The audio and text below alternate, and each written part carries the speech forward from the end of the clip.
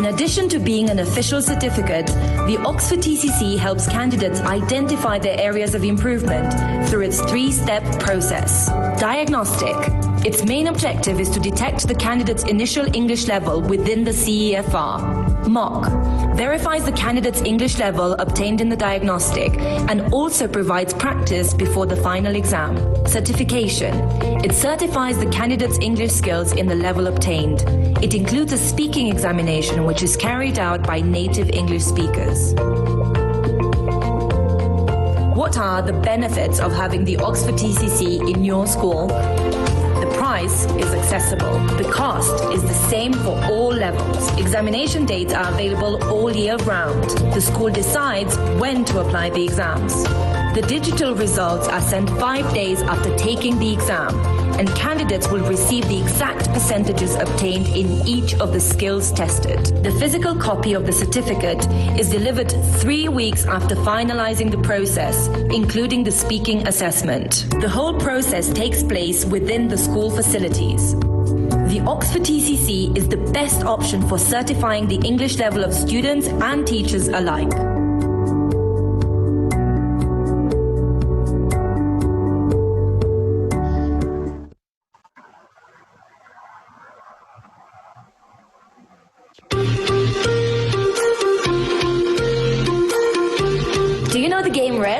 Risk is a strategy board game with the ultimate goal of conquering the world. Gear is very similar. Gear is the world that each student tries to conquer by completing English exercises.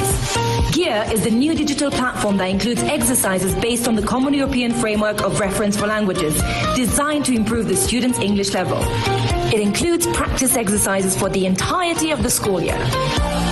You can see the students' progress with personalized and thorough reports. Much more interactive platform. Recap section where students are able to retake the exercises that were the most challenging for them. The teacher has full control of the user's progress on the platform and their calendar. More exercises, more content, and much, much more. Do you want to conquer the world of English?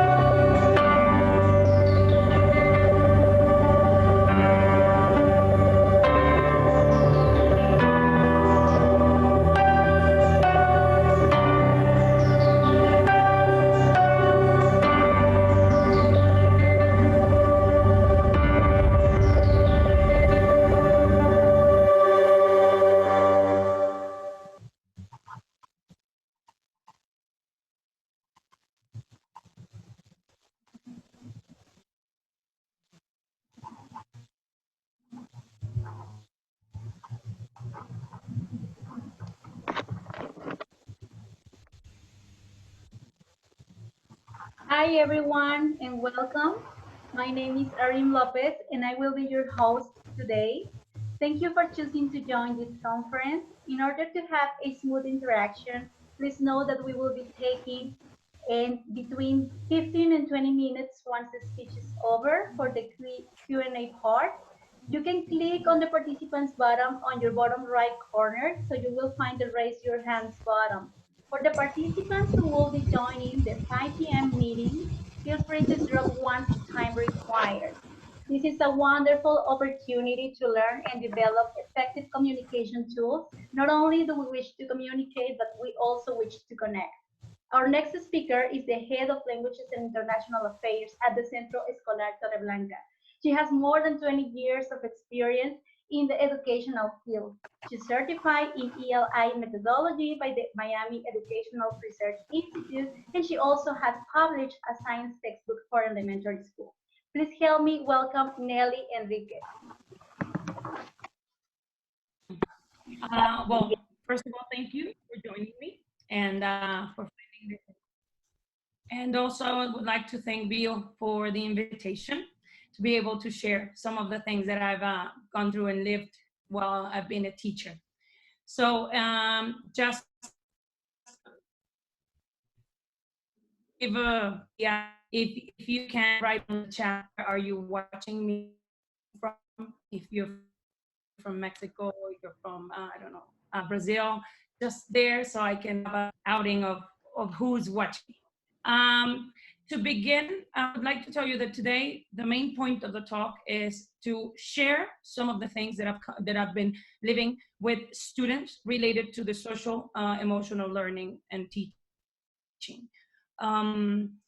Throughout the years, being a teacher, working with teachers, being a teacher trainer, also being a principal for high school and having to interact with parents, I've come up with a lot of situations, a lot of things. And almost every time that I have a student struggling with something, I get to see that they are struggling and that their problem, it's mainly of emotions. It has to do with something emotional. Talking with them and I can see that sometimes once we go towards the emotional part, once we tell them and we have them realize that most of the things are not because I'm not good at a subject or I don't have any potential on learning. Once I identify that my problem has to do with my needs and my feelings, it changes, right? So the first thing that I do when I'm talking to parents, to teachers, to students, is that I observe and listen. And I think this is the most important thing that you have to do when you are working with students or helping students. It's observe and listen. We need to observe their behavior, how they act in their classes, how they respond to challenges. If you work with people and you give them a project, what is the role they take when they're doing a project? What happens when you give them a test and they failed or they passed or they didn't expect to pass and they passed? Everything has something to say. Talk to other teachers, find out whether they are doing well subject but not my subject, because if they're doing bad with my subject, it has to do something emotional related to mine. If they're failing with everything, let's just then look outside of the school if they're not doing well. So observing and listening, it's the most important that I've come up with throughout this experience. You can learn a lot because students act and react according to what is inside of them. I mean, I think, can you change the slide? Thanks. We need to be also equally sensitive to our students that are struggling and to the ones that have outstanding, even ones that are average. We need to look at them. Sometimes when we're teaching, I know it's very difficult to have the 30-something students very well identify and always paying attention. But we have to pay attention to little things. There are little changes, little activities, little things they do that sometimes raise up, flags. And you go like, okay, something is not right. Whether it was a very good student and then it changed, or always has been having trouble with this subject, and why is it? What can we do, right? So be sensitive to all the types of students that you have, because also their self-esteem plays an enormous role in the topic, okay? You can see, you can have students that see themselves as the ones that cannot do it. Never, I'm terrible at math, I'm terrible at English, I will never be able to do it well.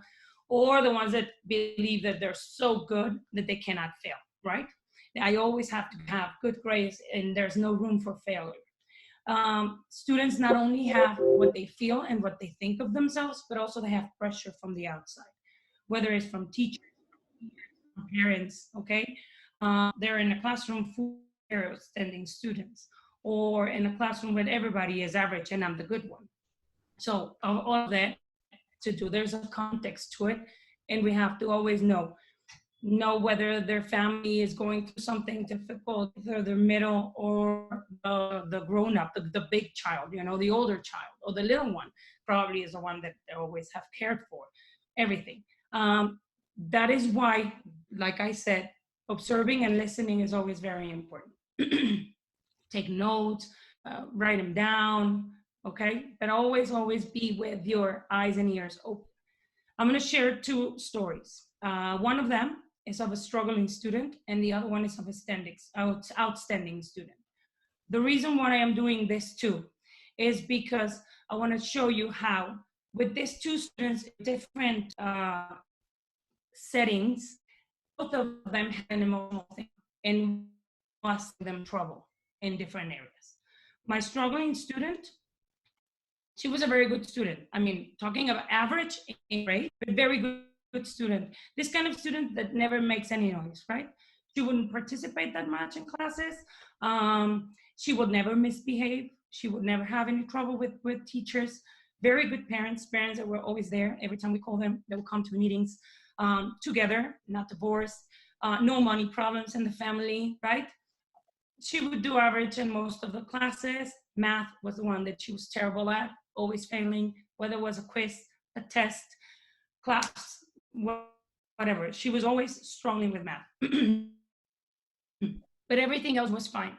This is a student that might tend to in the class because she doesn't come out student well either. So she just sits there and that's it. But we've noticed that math kept being a problem. And she actually said it. I need help because I cannot do it. One time she came to me and said, I need help because there's no way. I'm always failing. I'm terrible at math. Math is not my thing. I have to pass it because I have to go to college. I will find a college degree that has nothing to do with math because I'm terrible at it, but I need to pass. So please help me. What should I do, right?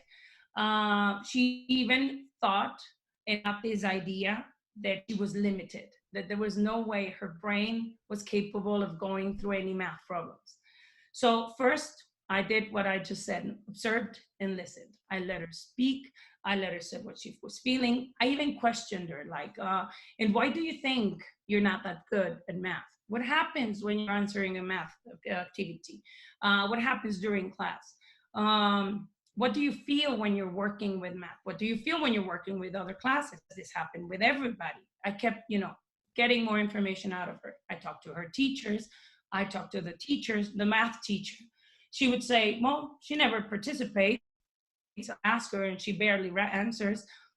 She never asks any questions. She doesn't do well. Sometimes in class, she, average, kind of answers some things because someone is helping. But no, she does struggle. She's not doing well with my class, and I'm worried, okay? So grabbing all of this information, I decided that we needed to hear her thoughts. What was happening with her during math? So I told her that what if we just sat down one day, give her a test, and her math teacher and me sat with her, and she would verbalize what she was thinking when she was answering the test. Because it's really important sometimes to hear what they're thinking, because when they are doing the process, mainly in this kind of subjects like math, you can get to see whether they haven't gotten, the positive and negative rule, or they're not well with multiplications, or it's nice to see how they do the math process. So she said she obviously asked, is this going to count as a grade? Are you going to grade my test. Am I going to fail or not? And I said, no pressure. It's just to see how you think the math problems. I just want to see why is it that you added or you subtracted or you took the parentheses away or not. I just want to know why you do what you do. And she said, okay, no grades, no nothing, don't worry. So I gave her the time, the date, everything. We set it up. And the day I went to pick her up at her classroom, that I went and said, okay, this is the time, grab your pencil and come. I saw her face, and immediately when she saw me, she got all tensed. And when she came out, she started crying and crying and crying and crying. She couldn't even talk. And I was like, why are you crying? And she was like, I'm going to fail. I'm not going to do well. This is going to go terribly. And I was like, I don't care whether you pass or not. I just want to know what you do. So calm down. I sat her down with the teacher and I said, let's just begin with the first one and say what you think. She started verbalizing it. And we kept telling her, okay, you're doing well. Okay, you're on track. Okay, yeah, that's okay. Encouraging her process. Halfway through, she was very relaxed. She kept doing it. And then we actually saw that she knew math. I mean, she wasn't that terrible. She knew how to answer most of it. She had a few things that she had to study, of course, but most of it, she was good at it. Even her teacher said, I'm impressed. She knows, right? So just as soon as we finished, the teacher gave her feedback and told her, you're good at it. You can do it. So why is this? So right away, we noticed that it was emotional, right? So we came up with a plan that we worked with her. She was involved in creating her plan. She suggested asking a friend that she was comfortable with, because that was another thing. She would never raise her hand during classes because she was embarrassed of asking. Because she would look around and everybody was, taking notes. They had their face like they were understanding, and she was lost. She was not getting anything. So she was like, I'm not going to be the one that raised hand and being the only one that doesn't get it. So she was embarrassed about asking. So, well, that friend makes you feel comfortable. Yeah, go ahead and ask. We will test you separate from the class. You will do it. You can verbalize. The teacher can hear what you're thinking. And let's see how you do. We did that. And that took us about 3 weeks. When she was working with a friend, helping, the teacher will come up, close to her and ask her in a low voice, is everything okay? Do you have any questions? We will try to not get her to be, in front of the class asking, helping her. And from one test to the other, being a 4, which she got on the past test, she went all the way to like 8 point, almost 9. And it was and she came running that day when she got her test back. She came running and she was like, I passed. I cannot believe it. I have an 8 point. I think it was an 8.7, 8 point, something like that. I cannot believe I have this grade. I've never had a grade like this in math. And I said, you see how it's not because you can't, it's because you're afraid. And she was like, yeah. So it had everything to do with the emotions. And it was a change. Until now, she does really good. Every year she gets more challenging and difficult math problems, and she's doing well. She's about to finish high school. And I have the other one that I want to talk to you about. This one is the outstanding, right? The outstanding is, she was really good, excellent grades, almost top of her class, fighting with number 1 with other 2 students in her classroom. She knew she was going to get a scholarship, and she started raising flags because teachers kept complaining that she was always in a bad mood, fighting with teachers, getting into trouble, always getting notes to go home because she was suspended once because she screamed at a teacher. And it was like, this doesn't add up. How is it that we have a very outstanding, excellent student with grades, and on the other hand, she's always fighting with teachers, and she even got suspended? Like, not always this happens, right? So again, observing and listening, talking to her, talking to teachers, talking to classmates, checking her grades, everything. I get my nose dipped in everything, right? And I realized that she felt a lot of pressure because she knew something she talked to her parents about, is that if you want to go to college, and if you want to go to the college that you want to go, you need a scholarship. there's no way we can pay for a college education. So you need to get a scholarship. This translated to her language was, you need to pay the best in school. You have to be number one, because then you won't get a scholarship, right? Why was she fighting with teachers? Because of it. Every single decimal, every single homework that she didn't feel a good grade, or that was not recorded properly, or that she lost because it was a late submission, anything, she would go crazy. And instead of asking, she would fight for it. Because, of course, she was so afraid of losing her college education that she immediately would get mad. That is something that happens most of the time with students, whether they're little or they're teenagers. Their fear becomes anger, and then they fight, and then they scream, and then that's why they throw a tantrum, and that's why, right? So we have that. That's one of the flags that it's big. Why is it that she's fighting? She's afraid of something, right? So this was it.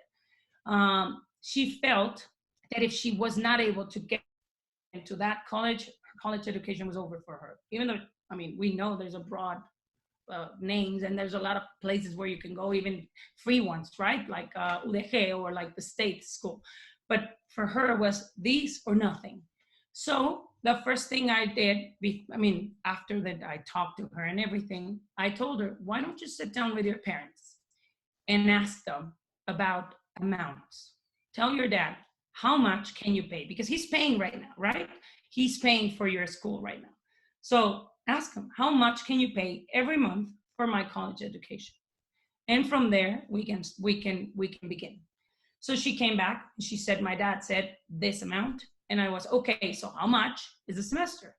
So this is the amount of scholarship that you need. And if you realize, because you already have very good grades, you already have about a 30% of scholarship sure for you. Right there, she was like, oh, okay, yeah, then I'm not that far away, right? And she started working on a plan. She stopped fighting about decimals, because that's also another thing that we did. I started making the addition. I started like the numbers, no? Okay, so if you get a 9 and then the average against the other subjects, your 9.5 does not change anything from your 9.8. So don't fight for those 3, right?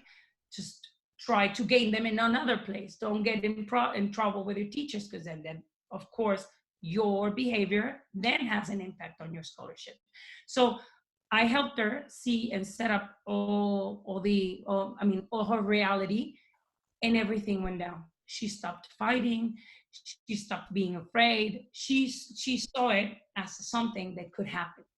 And right now, she's one of the ones that is also about to graduate. She will get a scholarship, and she changed her behavior. So when you see students and when you talk to them, they will give you all the information, right? They will tell everything they have. And that's when you can start guiding them. Because then as grown-ups, we tend to tell them what to do, and we should not tell them what to do. We should have them think. Ask as many questions as you can come up with. I have asked students like, I'm really mad at my dad because he wouldn't let me go to this party. And instead of saying, yeah, well, that's bad, but you should behave better, I go like, okay, but why? Why they didn't let you go? And why do you think this happened? And what do you think you can do for this to not happen? Blah, blah, blah. Just by asking questions, they come up with their plan. They come up with the ideas, and because they know. Of course they know. They just like to say they don't, because they want someone to figure it out for them and fix it. But we have to make participants of the solution, because otherwise they won't work on it, or they won't get involved on it, right? So this is kind of like taking them into the critical thinking, analyzing it. Another thing that, I'm sorry, I got a little bit lost. Not all schools, I wanted to tell you that too, because not all schools have counselors. In the school that I work with, we do have a section that has counselors, and every single student has a person that is assigned to them to help them, check their grades, their emotional state, everything. but not all schools have it. And we as teachers can do that. I mean, you as a teacher or a coordinator or a principal can do that, even though it's not your main role as a counselor. You can also, being a coordinator, work out the teachers or the teachers give class activities in which they can identify their feelings or somebody else's feelings. Something that I've seen that works as problem solving, or giving them a case study. Even for the little ones, you can give them a situation and ask them to analyze why. Why do you think that Juanito was so angry, or this happened? What do you think Juanito is feeling? He's feeling angry or he's feeling sad. Why do you think that it will be related to them? Like I said at the beginning, everything has to do with what they feel. So they will come up with ideas that have to do with their feelings. So case studies, projects, working with PBL is really important, because that way you see the interaction with other students and you see the role that they take, whether they like to be the one in charge or they want to just be quiet and, you know, answer things, or they just give me my assignment, I'll do it, give it to you, and I won't speak. You can see the role they take. History, it's a subject that it's incredible for that, because in history we have a lot of human situations in which you can have them say or analyze, why do you think this happened, or what do you think could be another solution for avoiding war. You're going through the history thing, but they are working with feelings and analyzing people and critical thinking. It's really important for students to develop critical thinking, because if they don't, they will never do it on themselves. They have to learn how to be aware of them, their feelings, how to manage how to be aware of their surroundings, how to manage the social awareness, how to manage what other people do. Because not because my classmate reacted angry, then I'm going to react on the same way. I mean, self-management. How can I do stuff? Because it depends on me, right? One of the things that I tell my students all the time, because they also give labels, right? They also put labels on them. And they come and say, I'm a bad person because I did this. And I'm like, no, that doesn't define you. You can do something that is bad, and that just make you someone that made a bad choice. But that doesn't mean you're a bad person. You can make better choices and change it, but you're not a bad person, because right now you're feeling guilty about it. That makes you good. I mean, you already know that you did bad. You're not a bad person. So they need to be able to have that, to be able to express it, right? So the relationships, how can I along with someone? Sometimes with teenagers happens that I don't like her and I'm mean to her. No, you don't like her, that's fine, but be nice to her. This is self-management. This is knowing your feelings and dealing with them. And also the decision making. The decision making is really important, but again, comes with critical thinking. They have to know that sometimes a decision they will take will mean a lot of effort. The easy thing will not always be the good thing or the best thing. I tell them all the time, this will be an effort. This will cost, and it will take you time, and you will have to get out of your comfort zone. But it will give you something back, right? And it's for you. When they come up and say, the teacher gave me an 8. I'm like, no, the teacher didn't give you anything. It's the one that you got. And the teacher, when the school year finishes, she gets the, all the grades and puts them in a drawer and never looks at them again. You are the one that takes those grades throughout your life, all around your study, your college education or any kind of education you take. So it's about you, it's your decision, and it's something you have to work with, right? You have to make them responsible for their personal plan, whether it's academic or personal life. They will have to come up with the commitments they can give. They will have to go into the specifics. I have them write down all of the doubts they have, all of the fears they have, because by making questions, you can go deep and deep and deep and deep. I'm angry, but why? I'm afraid, but why? I'm angry because my parents are too strict. Why are they strict? Why do you strict? Because that's what they feel, but probably parents are not that strict. She just thinks that other parents are more free, right? So have them think and go in and identify what they feel and what others feel and what can I do with that reaction. My dad always gets really mad when I do this. Then what can you do to avoid that, right? Of course, they're going to say, well, stop doing it. And why can't you? Having them to analyze that situation. It's kind of like giving them a case study of their own, right? And they have to also understand that the challenge and the race, it's against them. It's not against the classroom. It's not against my parents. It's not against my friend. It's against myself. I have to be better than yesterday. And I'm not expecting you to give a jump like the one that my first student that I told you about gave, that is from a 4 to an 8. No, I just want you to do better. And if from this test or from this evaluation or from this behavior, you changed just a little bit, that's a step and that's a road in your beginning, right? They need to feel listened and they need to feel understood. And that's why there are 5 things that every student needs to listen, whether it's from their teachers or it's from their parents. Can you give the other slide, admin, please?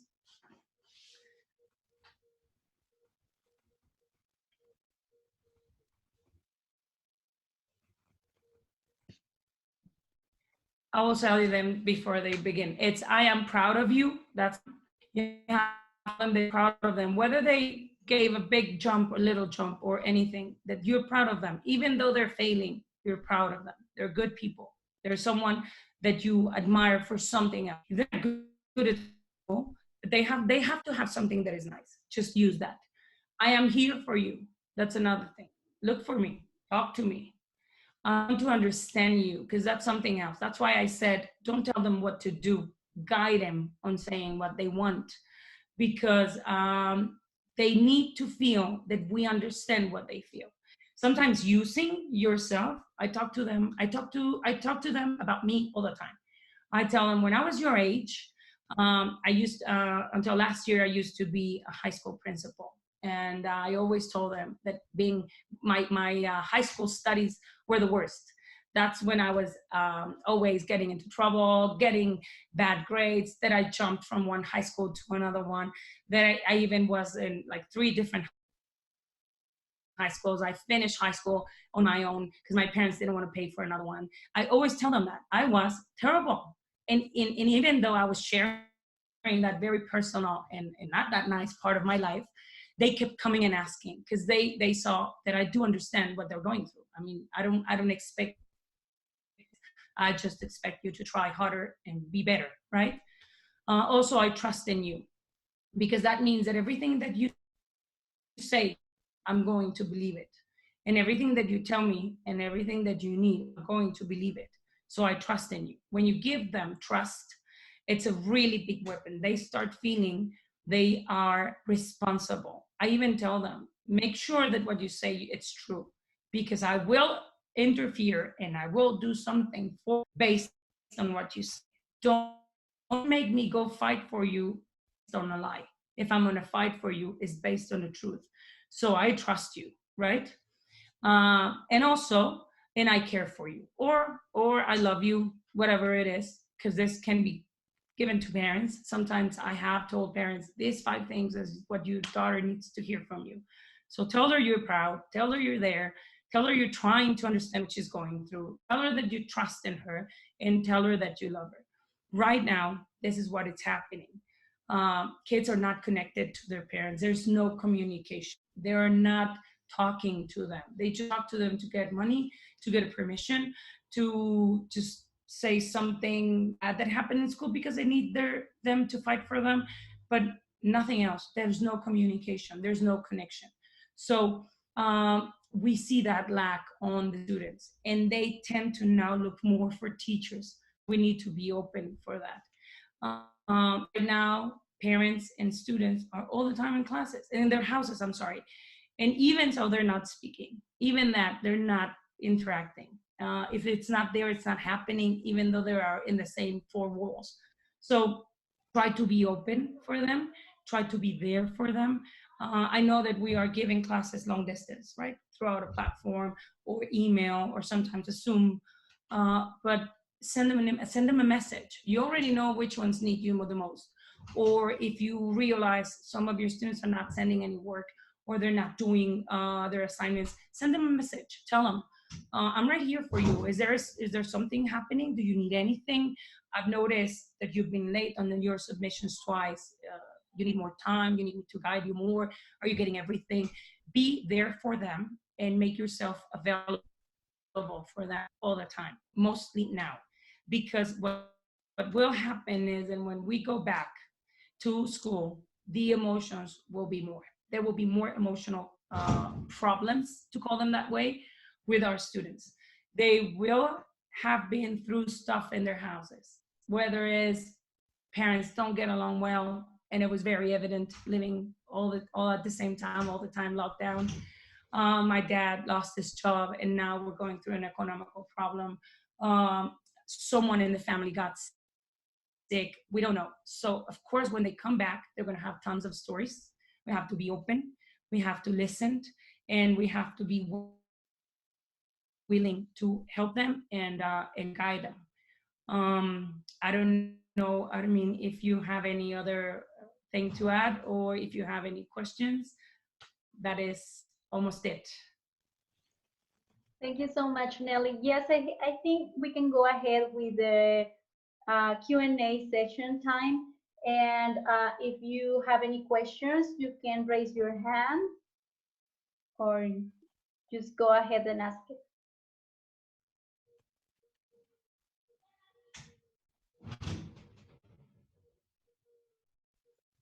Yes, Miriam? Yes, hello. I have a question. Can you hear me? Yes, yes. Go ahead. Yes. Okay. So I teach for teenagers, especially in high school level. So how can I help them, or how can I make them know that I'm there for them? Because I hear you were spoken before about these children that their parents are not with them the entire day, so they are all by themselves the entire day, the morning and afternoon, and at night they only see them like a certain short time. So how can I make them feel besides classes? How can what's a way of me helping them to create that boundary? I don't know. Well, with teenagers, in a way, you have something working in your favor. That even though parents are not present, or parents don't talk to them, or what is there, they are old enough to work it on their own. They are old enough to find a solution. It's not like with little ones that you probably need more of their parents' help, right? You can even guide them to talk to their parents, to be the ones that begin that relationship and to connect to them. How do you make yourself available for them, and how do you make them know you're there? You can even do it, well, right now, we cannot do it because we're doing long distance, but once we go back, you can even do it when you're walking down the hallway. I've done it that way. That's why I say that it's very important that you observe and listen. Sometimes when you're walking down the hallway, you just cross students, and sometimes we don't even get them. But if you look at them and you see their face, right away you can notice something is happening. And it has happened to me several times, in which I'm just walking, we just, walk past, and I see her face, and I stop, and I go like, "Is everything okay? Are you okay?" And right away they start talking, or they go like, "Wait, no, yes, I'm fine." But 5 minutes later, or the next day, they come and find me. The more you approach them by telling them, "Is everything okay?" during lessons, like I said, one assignment, they don't miss any assignments, and they did time. Ask them, "Is everything okay? Do you need any help?" It's not just saying every class, "I'm here if you have any questions, and I'm here for you." It's just actually approaching them, sending a message, or in their assignment. Sometimes when you have them write, like I don't know, write about your vacation, or write about the things you like. They say stuff, they pour themselves into it. Then about something they said, just give them feedback. "Very nice writing, la la la. I like the part where you mentioned this and this and this. That happened to me when I was little. If you want to talk, I'm here. Like, they need to know that you see them, you're listening, and then that you understand what they're going through. And then you're opening the door for them to approach. I don't know if I answered your question. Yes, you did. Thank you. You're welcome. Hi, Leticia. Do you have a question? Yes, I do. Congratulations for the talk. You were very clear and it made me want to talk to you. So you are like open for them, and I'm pretty sure that they noticed that. I do understand the approach of asking the questions all the time, like so they can figure out their way out of that situation. But how do you feel when it's time for you to actually give an advice? Because I think that we want them to think up critically, but this question all the time, many times I feel that they get lost and they just wanted to listen to a piece of advice. Yeah, like right. What do you think about? Yeah, like being in front of a police officer. Tell me. Yeah, you're right. Yeah. Those questions, I'm sorry I didn't, but while you're asking the questions and they say something, that's the moment when you can guide them towards. Oh, so she says, well, I think I should stop speaking to her, because they can give you the wrong answer, of course. Yeah. I think I'm going to stop speaking to her. And then you can say, well, don't you think if you talk to her, I mean, it's better for you, because if you're mad at her, I've told them sometimes when they're very mad at someone or they're fighting someone, I go like, do you realize that this is as if you are drinking poison every time you get mad? You are drinking the poison. The other person is not. And they don't even realize, and they don't even care. The one that is always mad, it's you. And they go like, so don't you think it would be best if you just talk to her and that's it? I've had students saying, she's really mean at me. You know, she's really mean. She's always saying bad things. She's always treating me, talks to her, and I feel bad, and I keep being her friend. I had been the one that says, and do you think that's healthy? I think the best thing. And they go, yeah, but I cannot be the mean one you're not going to be mean to her. Just don't be available for her to whiplash you, right? They go like, okay, she has to learn. And I say, sometimes you will be the means to teach that girl that being mean will leave her alone. You know, we'll have her with no friends. So sometimes we need to be the teachers. Sometimes we'll be, the learners. And as a friend, you'll be the teacher.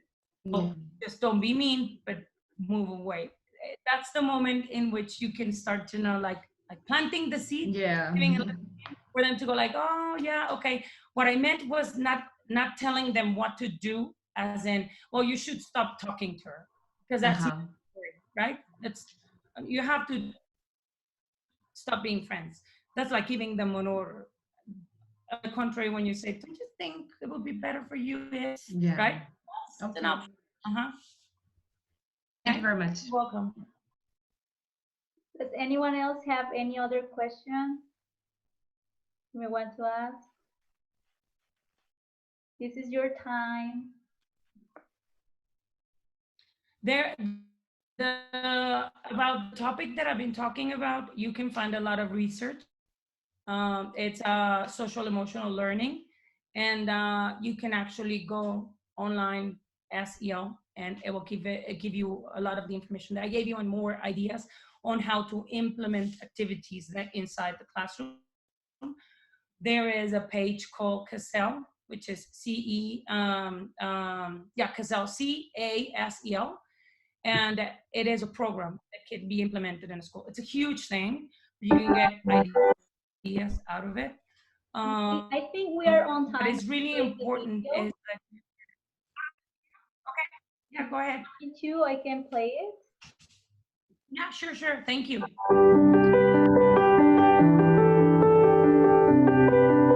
Social and emotional skills are the essential skills for success in school, work, and life.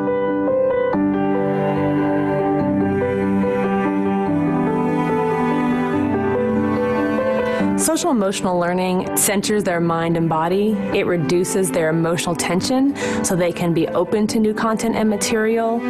We find that academic outcomes increase exponentially when students are nurtured, loved, and cared for, that we get much more out of them when we first address social emotional needs. So for us, it's actually an academic intervention and not just an emotional one. If we expect students to be college and career ready, it's important for us to focus on these skills and competencies: self-awareness, self-management, social awareness, relationship skills, and responsible decision-making.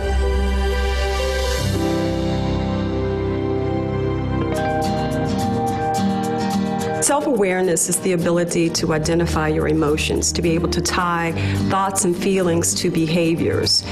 We find that self-awareness is one of the hardest things for young people, being aware of their own body space and the impact of their words and emotions on other people. So a lot of the work we do is reflective, through conflict mediation, through circles, through journaling, having them see their own impact on the world and then how to shift that or make a different choice next time. Self-management is the ability to self-motivate, to have self-control, to regulate one's emotions. In the classroom, that may be a breathing exercise, or that might be counting 5 or taking a break. So with students who don't really know how to deal with their anger or don't really know how to resolve conflict, we're giving them a tool that helps them deal with it in a less stressful way. Social awareness is about embracing diversity, showing empathy for others.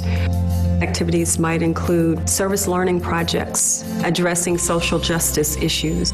Role-playing is a great opportunity for students to address how a person might have felt in a conflict on the playground. We're going to see if other people have had some of the very same experiences around bullying that we've had. You're in my boat if you have a bully now.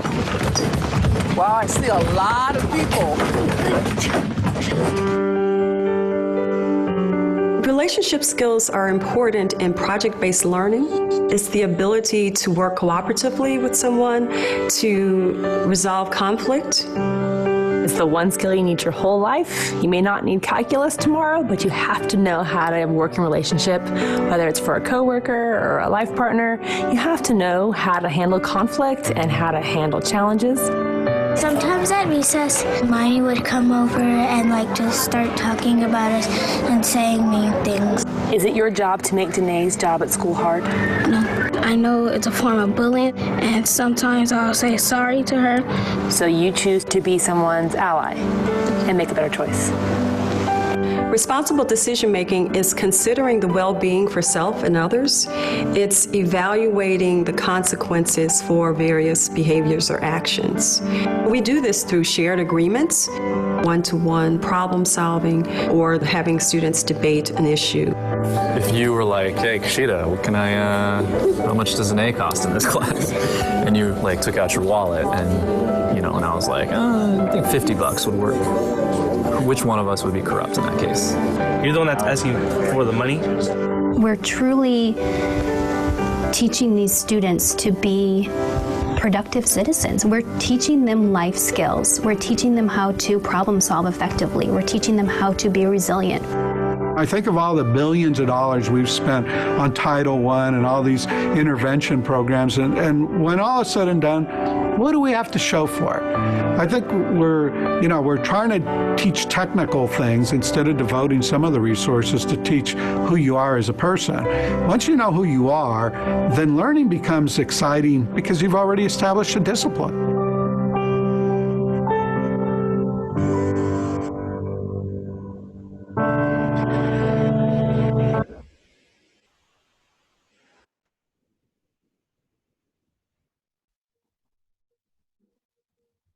Nellie, some participants are asking for your email address. Sure. And my email address is Enriquez, N-E. Can you're gonna type it down or? Enriquez? Enriquez, with a Z at the end, @ Torreblanca. .edu.mx.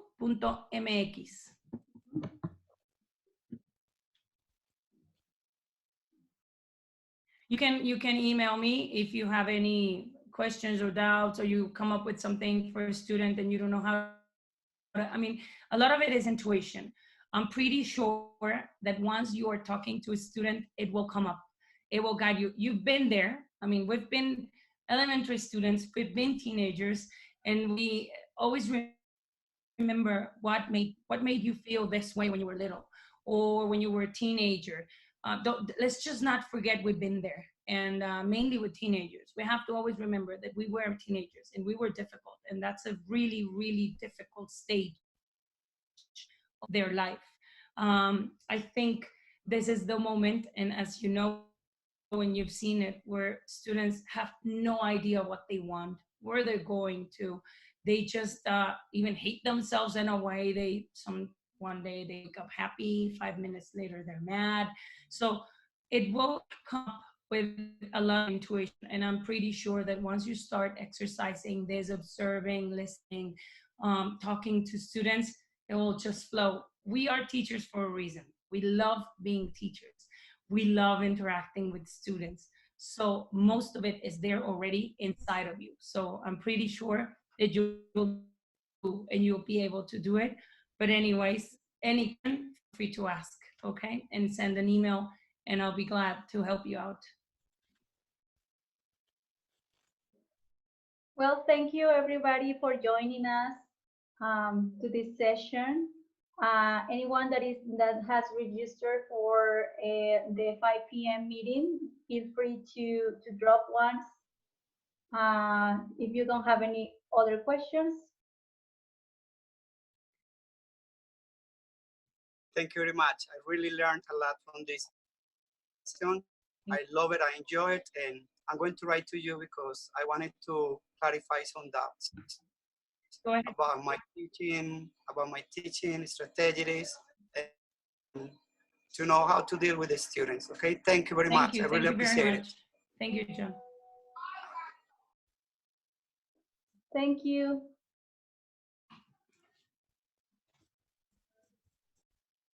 Thank you, Juan. Have a great afternoon. This presentation will be sent to you via email, so you can have it shortly. Yeah. Bye. Bye. Thank you.